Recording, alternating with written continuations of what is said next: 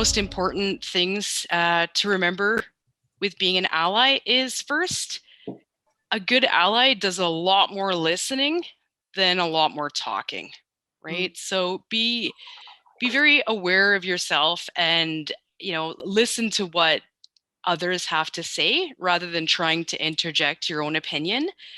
And I think my second biggest tip would be to, we talk about checking ourselves all the time, but regarding allyship, I think it's important to be okay with, you know, understanding that sometimes people don't want help and to accept that. So, as much as you may want to help and want to do good, which is really great and awesome, sometimes people don't want your help, and that's okay. So that would be my best two ally tips. All of this hinges on good relationships. We can see the relationships that all this team has and that Dan has with the team, and just how a friendship has developed. And we can see how that could be a good modeling of how allies can work in relationship, getting to know people and really understanding. And then with relationships, I guess, is representation. And kind of like with what Nikki said, it's really important in many contexts right now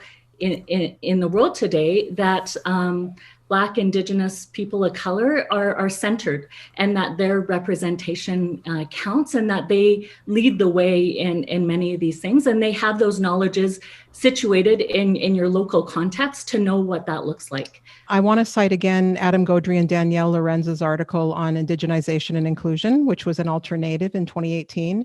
And this follows a bit on what Nikki was saying. I agree, you need to listen more than you speak at first until you're out in your own community speaking, right? And they talk about reconciliation.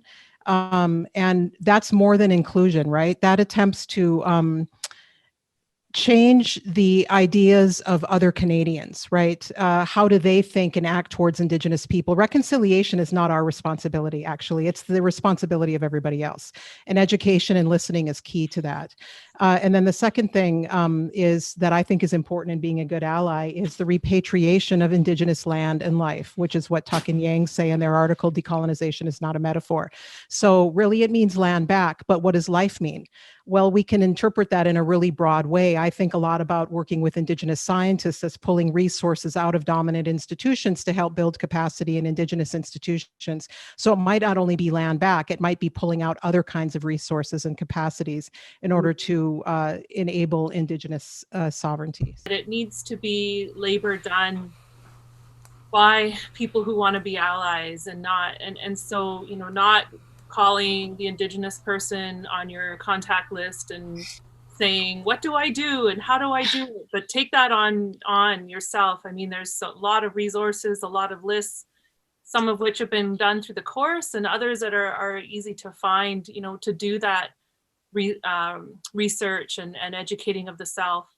And I would also just add that, when people start on that path, that they share what they've learned, right? That they actually, take that in, and as Shailene said, into their circle of influence and into spaces that, that need this sort of things to change and need those attitudes to change.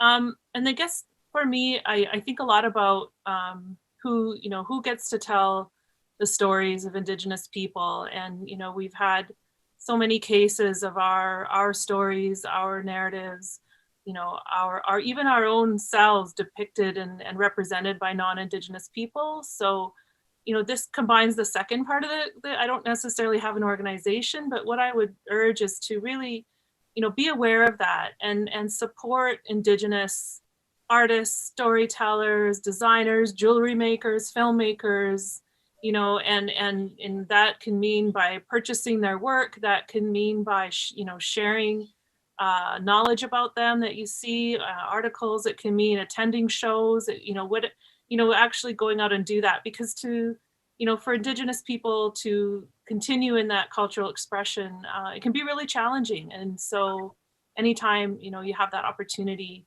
really support them and support Indigenous voices, as the ones holding the pen and behind the camera and all sorts of other ways. People will say they're your ally, right?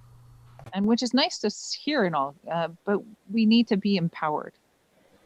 And that's really important, is that sure, you're an ally. Sometimes I've heard co-conspirator, which I really like, but they need to empower, not just say I'm your ally. There's a stage.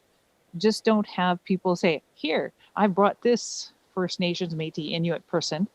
I've brought this person to do something. Empower the person, whoever's there, empower them to help. So I think what being an ally means isn't necessarily about performing a predetermined set of actions. So that's why, you see everyone resisting this question of like, what should I do? And people resist it in all sorts of different ways.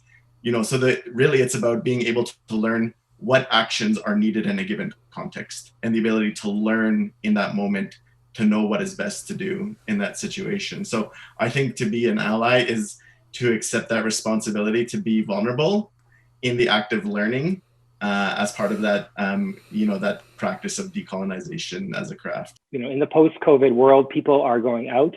They're, you read that people want to travel and see things, and maybe having taken the MOOC, people will be aware that they're going to places that are on treaty land or on unceded land where perhaps there's a treaty being negotiated. And so, think about where you're going and go there and meet people and engage with them. They also engage with civil society organizations. So, snoop around on the internet, there's national scale civil society organizations, and see how honest they are in their engagement with Indigenous people and living up to those obligations. Political civil society organizations as well as environmental civil society organizations. Going back to my point about putting the exams behind you and moving into the real world, it's all about not leaving democracy up to the government. It's about people through all of these ways that everyone's been talking about, building relations, learning from Indigenous people. And that's the heart of renovating the Canadian democracy. And so that's kind of one angle. And then the other thing that I thought of too is supporting legislation, supporting everyday actions that are toward addressing climate change, because the land has to be healthy in order for reconciliation to take place in as full a way as possible. And so now is the time to do it in terms of that activism as well.